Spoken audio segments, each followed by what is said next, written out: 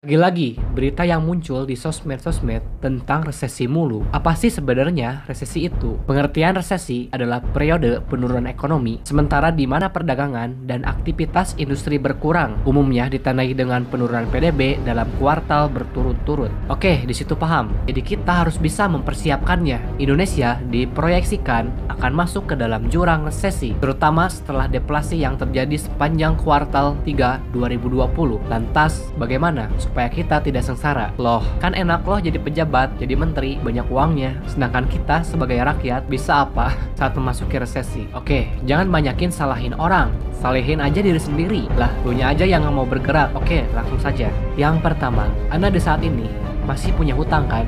Coba pikirkan lagi berapa total utang-utangmu sekarang. Mungkin udah nunggak berbulan-bulan. Sudahlah, saatnya kita bayar seluruh utang-utang Anda. Apalagi sekarang sudah memasuki resesi. Utang adalah masalah ketika ekonomi sedang resesi ataupun saat booming. Akan tetapi, masalah utang akan semakin parah di tengah resesi ini. Terus bagaimana solusinya? Bayar seluruh utangmu, hemat pengeluaranmu, dan ingat, lakukanlah investasi. Langkahnya bisa mulai dari bayar cicilan sekolah, bayar rumah sakit, bayar cicilan motor, dan lain-lain. Setelah Anda berhasil melunasi semua hutang dengan cepat, selamat, Anda sudah terselamatkan di tahap yang pertama. Lanjut, yang kedua. Pasti sahabat pernah dengar kalimat cash is king. Yap, uang adalah raja. Mengapa bisa seperti itu? Karena kehidupan ini perlu uang kan? Beli ini, beli itu, beli kebutuhan pokok, pasti perlu uang. Dan sahabat pun pasti pernah dengar kata dari teman-teman Anda, tenang Rul, uang gak akan dibawa mati. Yap, emang betul. Tapi hidup kita perlu uang. Mari kita rubah mindsetnya. Jadi, yang perlu kita lakukan bisa dengan cara menyimpan uang di tengah resesi ini. Pertama, dengan cara persiapan untuk kondisi darurat. Meskipun kondisi darurat bisa terjadi kapan saja di tengah resesi ini. Ada juga cara lain jika Anda tidak sempat mengumpulkan uang atau dana, dengan stop membeli barang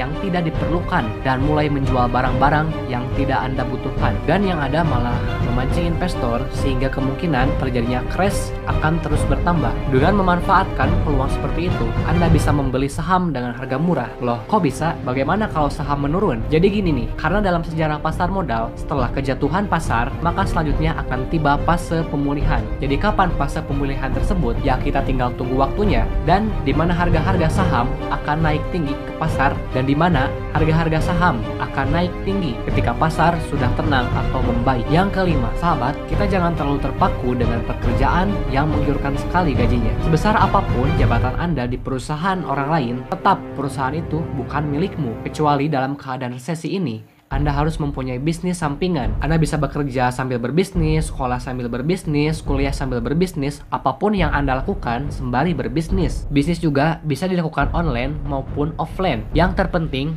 adalah bisnis ini dapat mendiversifikasi sumber pendapatan Anda. Jadi sahabat, nanti resesi benar-benar diumumkan. Momen itu bukanlah waktu untuk panik. Tetaplah fokus, waktu dan energi Anda. Kita tahu, ini pejabat yang terlalu pintar atau rakyatnya yang terlalu bodoh.